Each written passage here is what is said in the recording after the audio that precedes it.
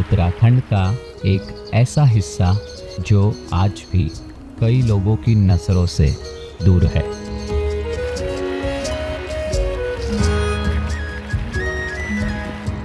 ऋषिकेश से लगभग 240 किलोमीटर दूर 9000 फीट की ऊंचाई पर बसी ये है हर्षिल वैली। बर्फ से ढके पहाड़, आसमान को छूते देवदार के पेड़ और उनके बीच सदियों से अपना रास्ता बनाती हुई भागीरथी नदी, ये सब एक साथ देखकर ऐसा लगता है जैसे नेचर ने इस जगह को बड़ी फुर्सत से बनाया हो। और इसी वैली की ऊंचाइयों के बीच एक छोटा सा गांव है, बागोरी। एक शांत सा गांव जहां जिंदगी आज भी धीमी रफ्तार से चलती है।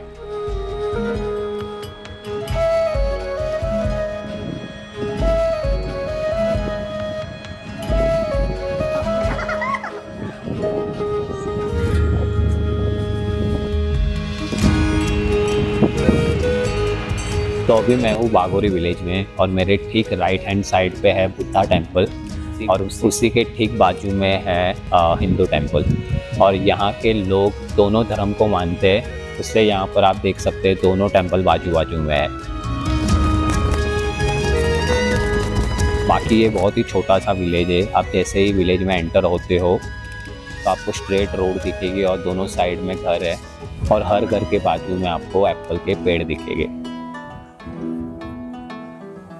एक तरफ हिंदू मंदिर और दूसरी तरफ बौद्ध मंदिर, और इन दोनों के बीच पहाड़ों के सुकून में बसा हुआ बागोरी। और फिर मैं निकल पड़ा बागोरी को थोड़ा और करीब से जानने। लेकिन इन गलियों में एक अजीब सी खामोशी थी, और इस खामोशी का जवाब मुझे गांव की एक आंटी से मिला। आए नहीं लोग बाहर, बच्चों की छुट्टियां नहीं पड़ी, किसी गए किसी का काम किया। 2 घर है ना हम लोगों का। अच्छा, होटल तो वहाँ से 6 महीने यहाँ रहता है, 6 महीने से टूंडा उत्तर काशी। अच्छा, डूंडा उत्तर। फिर बात करते करते मुझे एक चीज़ दिखी जिस पर आंटी काम कर रही थी, जिसे कहते हैं चरखा। चरखा। अच्छा, चरखा है ये। तो ये कुछ ऐसे काम करता है। भेड़ों और बकरियों के ऊन को पहले रुई जैसा बनाते हैं, फिर उस रुई को इस चरखे पर घुमाया जाता है और देखते ही देखते वो नरम सी रुई एक पतले और मजबूत धागे में बदल जाती है। इस धागे से फिर स्वेटर, शॉल और टोपियां बुनी जाती है। बागोरी की कहानी सिर्फ इन खूबसूरत पहाड़ों की नहीं है, ये उन लोगों की भी कहानी है जो आज भी उनके धागे के साथ साथ अपनी परंपराओं को भी बुन रहे हैं। तो अभी मैं जहाँ खड़ा हूँ यहाँ पर ऐसे स्ट्रेट लाइन में सारे एप्पल के पेड़ है। तो पर अभी पेड़ पे एप्पल नहीं लगे, आप देख सकते हो, आपको छोटे छोटे फूल दिखेंगे और ये फूल 1-2 महीने में एप्पल बन जाएंगे। खैर, मुझे पेड़ों पर लगे सेब तो देखने को नहीं मिले, लेकिन इन सेब के बागानों के पीछे छुपी एक कहानी जरूर पता चली। साल 1842 में 25 साल का एक अंग्रेज सिपाही ब्रिटिश ईस्ट इंडिया कंपनी की नौकरी छोड़कर इन पहाड़ों में आ बसा। उसका नाम था फ्रेडरिक विल्सन। यही हर्षिल में उसने सेब और राजमा की खेती को बढ़ावा दिया और देखते ही देखते इस पूरी वैली की पहचान बन गई। लेकिन फ्रेडरिक विल्सन की कहानी सिर्फ इतनी ही नहीं है। कहा जाता है कि उसने देवदार के घने जंगलों को काटकर उनकी लकड़ी ब्रिटिश हुकूमत को बेची, जिनसे रेल की पटरियां बनाई गई। धीरे धीरे उसने इतनी दौलत और शोहरत कमा ली कि लोग उसे हर्षिल का राजा कहने लगे।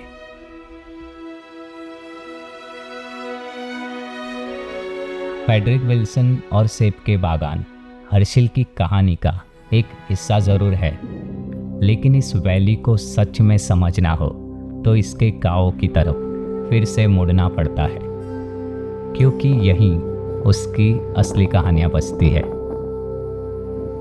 और उन कहानियों की सबसे खूबसूरत झलक बागोरी के इन पुराने लकड़ी के घरों में नजर आती है। लगभग 150 लकड़ी के घर, और उनमें से ज़्यादातर 100 साल से भी ज़्यादा पुराने। ये देखो एक और लकड़ी का घर, और यहाँ पे भी ताला ही लगा है, कोई है नहीं।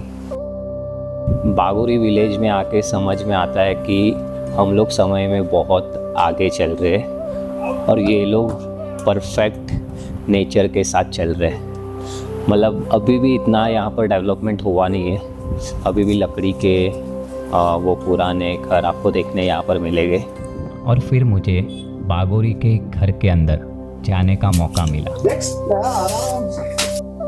तो आप लोग हिंदू धर्म और बौद्ध धर्म, अच्छा दोनों मानते हैं, हिंदू में देवता भी मानते हैं। देवता हाँ, उधर देखा मैंने, हाँ उधर अलग मन अलग करना पड़ता है ना, ये हर चीज है। सही है, सही इसीलिए है। ना यहाँ रहने अच्छा लगता है आपको?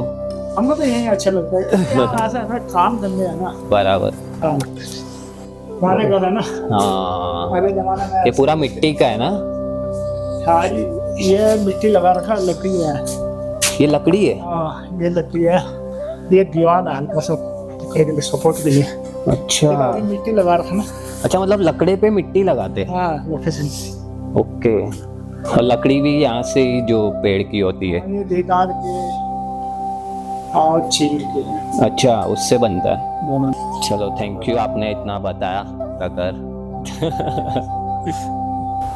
इन घरों ने वक्त को बदलते हुए देखा है, लेकिन खुद कभी बदलने की जल्दी नहीं की। फिर भी ये आज भी वैसे ही खड़े हैं। और सबसे हैरान करने वाली बात तो ये है, इन घरों को बनाने का तरीका। जिस टेक्निक को आज हम अर्थक्वेक रेसिलियंस के नाम से जानते हैं, उसकी समझ यहाँ के लोगों के पास पीढ़ियों से थी। शायद इसीलिए बागोरी के ये घर सिर्फ खड़े नहीं है, बल्कि सदियों से पहाड़ों की कहानियों की रखवाली कर रहे हैं। हर्षिल के हर गांव के पास अपनी एक अलग कहानी है, और ऐसी ही एक कहानी बागोरी से कुछ ही दूर मेरा इंतजार कर रही थी। पहाड़ों की गोद में बसा ये है मुखवा।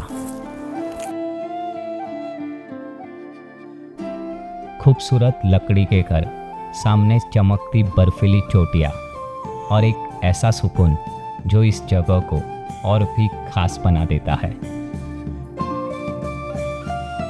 हर साल जब सर्दियाँ शुरू होती है और गंगोत्री बर्फ से ढकने लगता है, तब माँ गंगा की डोली यहाँ मुखवा लाई जाती है। और अगले 6 महीने ये गाँव उनका घर बन जाता है। और शायद इसीलिए यहाँ के लोग मुखवा को माँ गंगा का मायका कहते हैं। गंगा जी का मंदिर है। गंगा जी का? ये हरसुख संबेश्वर का है, नरसिंह का। अच्छा, नरसिंह। हाँ, नरसिंह देव कुल देवता है हमारा, संबेश्वर देवता भी है। अच्छा, तो अभी मैं हूँ मुखवा विलेज में, और आप देख सकते हो अभी यहाँ पर ज़्यादातर लोग आए नहीं है, क्योंकि बच्चे लोग की वैकेशन जब भी पर गिरेगी तभी यहाँ पर आएंगे फिर से रहने के लिए। तो ज़्यादातर घर यहाँ पर अभी बंद ही है। बाकी आप देख सकते हो बागोरी के जैसे आपको यहाँ पर भी लकड़ियों के बहुत ही सुंदर घर देखने मिलेंगे।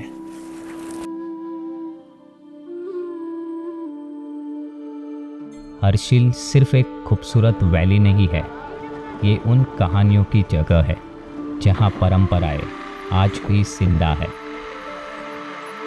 जहाँ गाँव आज भी अपनी पहचान संभाले हुए है। कुछ जगह सिखाती है कि जिंदगी को खूबसूरत बनाने के लिए बहुत कुछ पाना ज़रूरी नहीं। कभी कभी एक पुराना सा गाँव और पहाड़ों के बीच गुजारा हुआ कुछ वक्त ही काफ़ी होता है। ये जंगल क्या बेटा?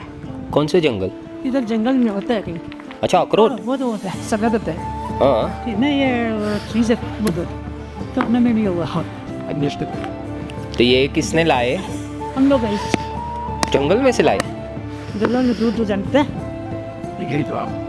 इसका छिलका का रंग लगाते हैं रंगाते रंग होता है ना इसका छिलका का अखरोट का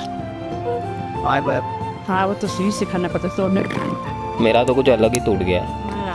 उसको खड़े रख के तोड़ना पड़ता है हाँ और शायद इसीलिए कुछ जगह यादों में नहीं दिल में बस जाती है।